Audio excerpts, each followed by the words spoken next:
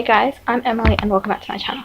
So today I'm doing episode 8, 9, I don't know, of my Gilmore Girls reaction series. I'm going to be watching season 2, episode 14. This episode mostly I want to focus on a bunch of Lorelai, Sherry and Emily stuff as usual. But there are probably some other things I want to talk about as well that hopefully I'll just get a chance to do. So yeah, let's get started. Okay, so for the sake of my sanity, I'm just gonna start about 15 minutes in. This is after Rory's debate. Christopher has shown up with Sherry without telling anyone, of course, because of course he wouldn't realize he needs to kind of make an announcement, you know. And we'll just see how it goes from here, I guess. Oh, good. So, what do we do? What do you mean? Come on. We gotta put on our hostessing hats and set a game plan here. Oh, yeah, I guess it would be impolite if we didn't ask him to hang out with us. So what do we do? Hit the vending machines? Invite him to Luke's? Does she seem like a diner chick to you? Probably not. I wish he had told me she was with him. Where else can we invite them? Al's Pancake World. No, it's Friday. He does his prefix menu on Fridays. Ooh, well, there's always our house. It's a mess. Might be the safest. Okay. Why didn't he mention she was with him? Yeah, they legit should stop. Like, even, like, he should have told her, even if not just for like respect, it'd be like, what are they meant to just kick around like, bye, we'll never see you again, even though I'm like polite to like invite you, or be polite that we knew she was coming. So, are you guys doing anything now? Not really.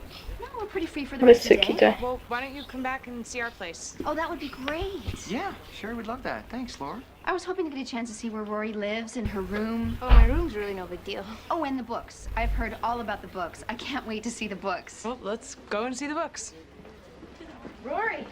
So, great job. We pretty much wiped the floor with them. Yeah, we turned them into cleaning products, definitely. Listen, the verbatim transcripts and the debate... I don't hate Sherry, like, I thought we could wait for them and sit and talk. here in this episode. I don't like hate her, but like I have Well, like, I'm actually heading with my group back to our house, so... she's kind of like overwhelmed me as someone if I knew her. Okay, Whatever. you don't want to celebrate with me? That's just fine. Oh, Paris was rejected.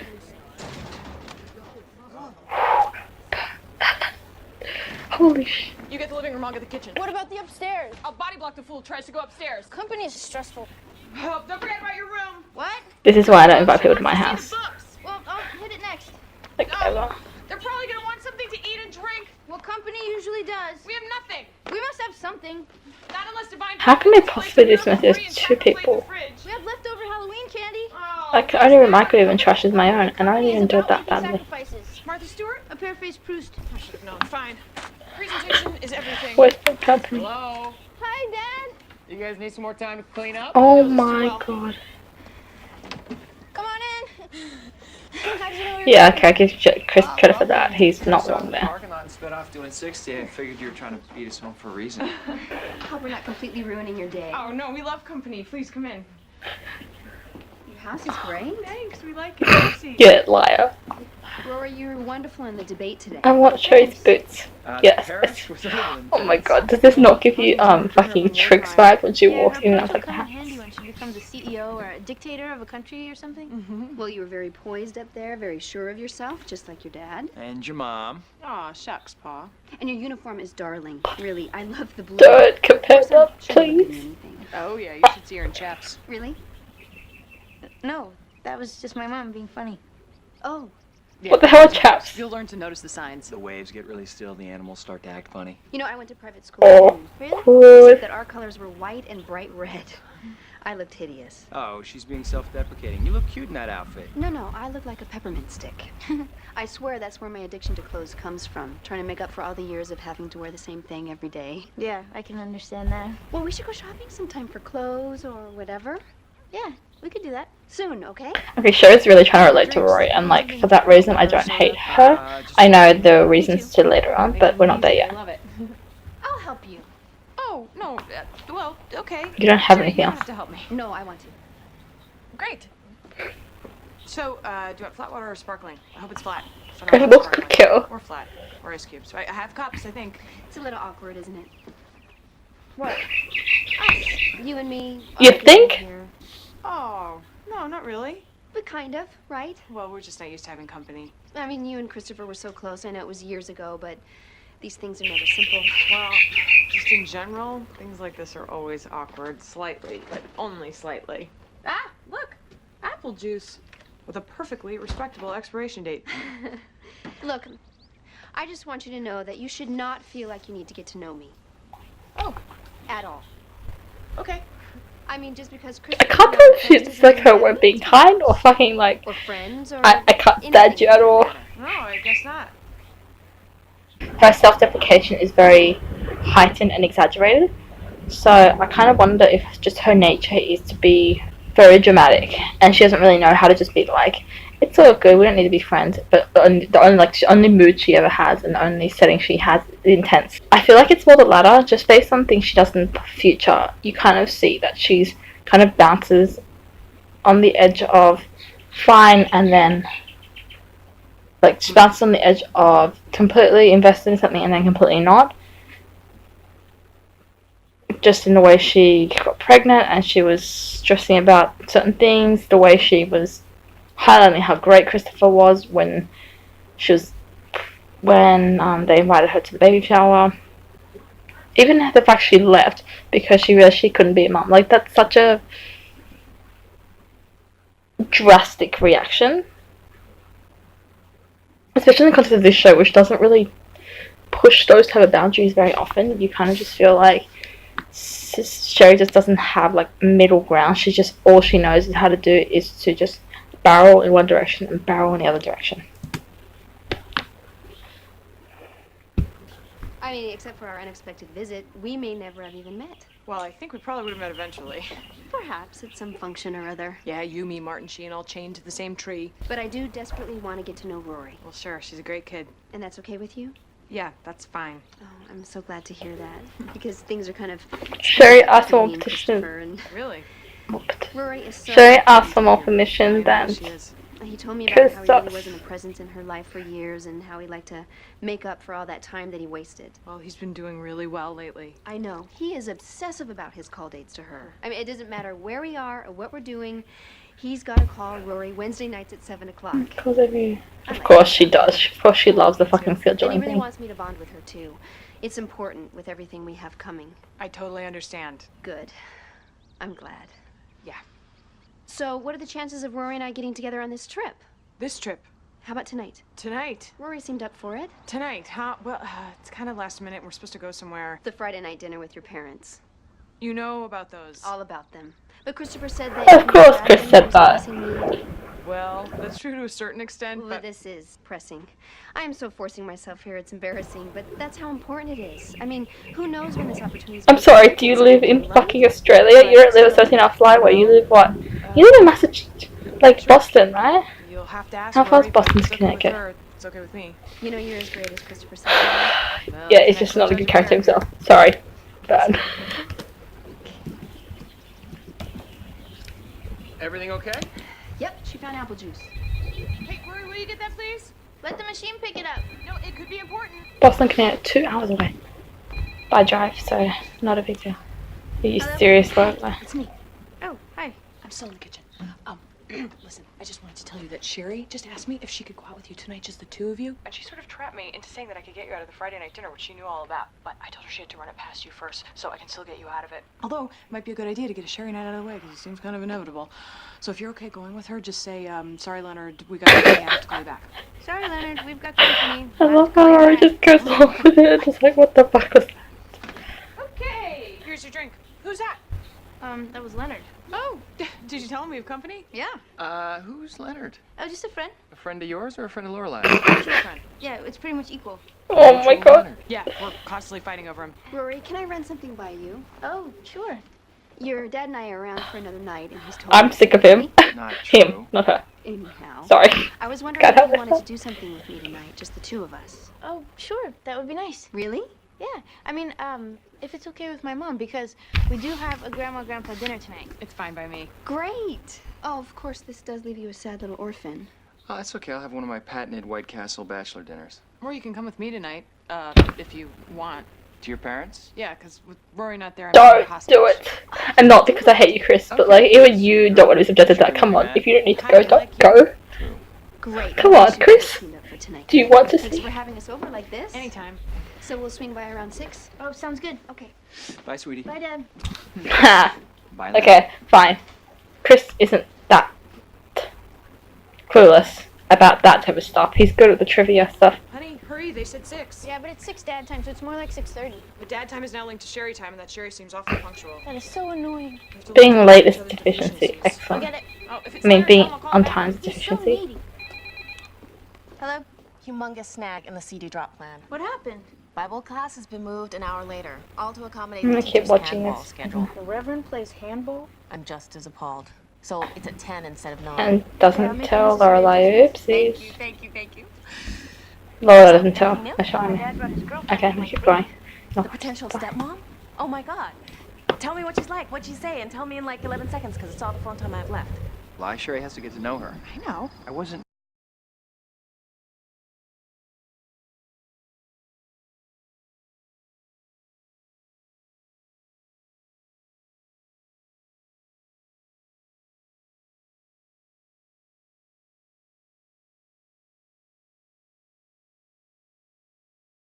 This quote from a book called The Faraday Sisters. It's by Monica McInerney.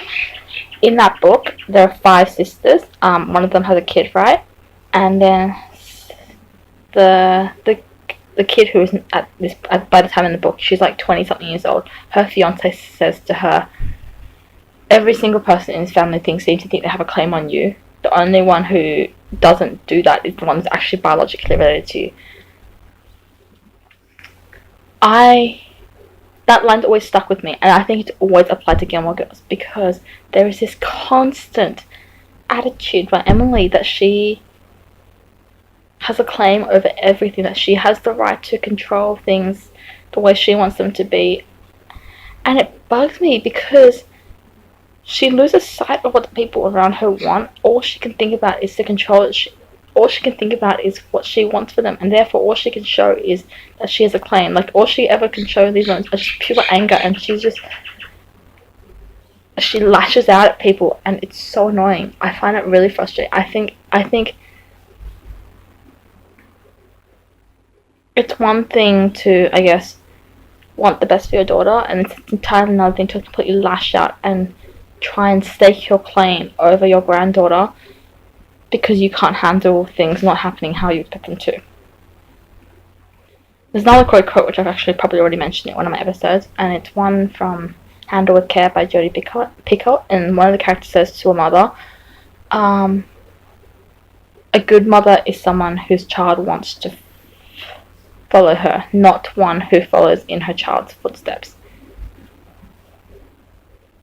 Basically, the idea around that is that Emily should lead by example, not by pretty much stalking Lorelai's every move and every move around her, trying to create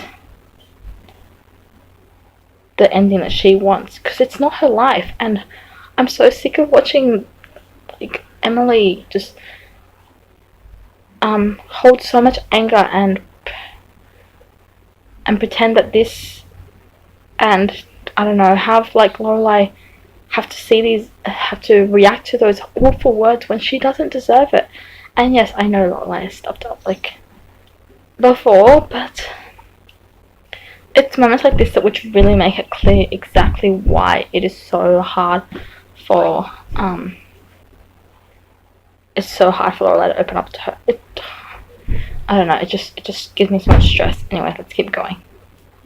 My daughter, you know, I have some control over this. She's not getting Rory on weekends. You can't let that happen. What is this about, Mom? Why are you so flipped out? Lorelai, are you blind or just that humiliated? Humiliated? Fucking Christopher bitch. gets his life together with that woman. So, that's good. It should have been you. What? Don't play dumb, Lorelai. You know it too. And deep down, I know you're heartbroken. I'm not heartbroken. Well, I am. I always had the picture in my mind of the 3 of you together after all these years and all the I'm bad sick things of that it. happened. Rory No, with both her Emily. parents, and now that Christopher's got his Fucking life together, it's with her and stop not it. you. Mom, the timing was never right for us. That's because you dawdle time away. You could have had that effect on him. You could have been the person to help him get his life together, but you made no effort. Oh, so now this comes down to something I didn't do? Don't put that on me, Mother! What other explanation is there? He's always been crazy about you, but you've always kept him at arm's length. You keep everyone at arm's length. That's not true. It is true. Your destiny was to be with Christopher, and now it's too late. Then it wasn't our destiny. So you're saying you don't have feelings for him, Lorelai, that all of this is just fine with you? That's not important. Of course she's No, not fine what's with her, but important is that Christopher is doing well and he's happy, and we should be happy for him. You're impossible. I need to lie down. Tell Christopher. Tell him whatever you like. I don't care. you know one thing that Lorelai probably learned from Emily, how to be selfish. I mean this in a few ways. First of all, Lorelai had to not care how Emily would react when she left, because she wanted to be happy. She has to acknowledge her own feelings about how that she's happy about Chris and Sherry when she's trying to be the bigger person. And I guess in some ways that's a good thing, but I don't know. It's quite weird to say something like, "Oh yeah, Lorelai." Emily taught Lorelai to be selfish, to stick to your guns, and hope to get your own way. I don't know. This episode just. Every time I watch this episode, it kind of breaks my heart because I'm just so disappointed in Emily. It's okay. I'm gonna keep going now. I was gonna watch the Mrs. Kim, Lane, and the CD scene, but that's just pure entertainment for me. So I'm not gonna watch it. What I'm gonna watch is Emily and Chris's conversation. Not Emily. Fuck my life. That's a Freudian slip that I can't. No, seriously, I'm gonna watch Lorelai and Chris's last conversation. For the record, I'm really glad that Rory gets to know Sherry. I think it is important. And I think it does say something that she, I guess, trusts that Chris, I guess it says something that Rory still believes in Chris enough to believe that he's in a legitimate relationship, that he's not going to just walk out on her, that she will invest time into getting to know his new girlfriend. I don't hate Chris as much as I initially did in this episode. I still think he did some stupid ass shit, and I will hate him in this very scene. But I am happy to acknowledge that there were times when Chris was keen to live life in his own terms. And I can respect that for the period in which it lasts, because it doesn't last forever. Good. So, Chris, before you go, I have something I want to say to you. Uh-oh. It's not an uh-oh. Okay. What? Well, I kind of realized something with you and Sherry visiting, and God help me because of something my mother said to me. Wow. Inspiration can come from the unlikeliest sources. I was just thinking, all these years, no matter what my relationship status has been, whether I've been dating or hibernating or whatever, I think I've always had you in the back of my mind, the prospect of us being together. But this prospect was sort of indefinitely on hold while you found yourself and got your personal life together so that you could really be there for me and especially for Rory. But you and I have been so linked in my mind that I think I have unconsciously sabotaged every decent relationship I've had, including the one with Max, because I was waiting for you. And I shouldn't have been. And now that I see that and I see you settling down with Sherry, I think I can move beyond it. Good. I'm really glad it's good for you, Lorelai. It is. Chris? How dare you put that on me? I'm just thanking you. Well, don't. What's wrong? What's wrong? Damn it, Lorelai, you're dumping 15 years of unhappiness on me? 15 years of not having healthy, lasting relationships on me? You're blaming me for breaking up with Max and not marrying him? That's all my fault? No, I did nothing to deserve that. I'm not saying that you did. You're as good as saying it. No, I'm not. Then what did you expect to come from this divine revelation that you've been so kind to share with me? Did you want me to apologize to you for ruining your life or comfort you and say, there, everything's gonna be all right so you can feel okay? Forget it. Chris, wait. Look, if there's anything else you feel bad about in your life that you want to dump on my doorstep, just leave a note.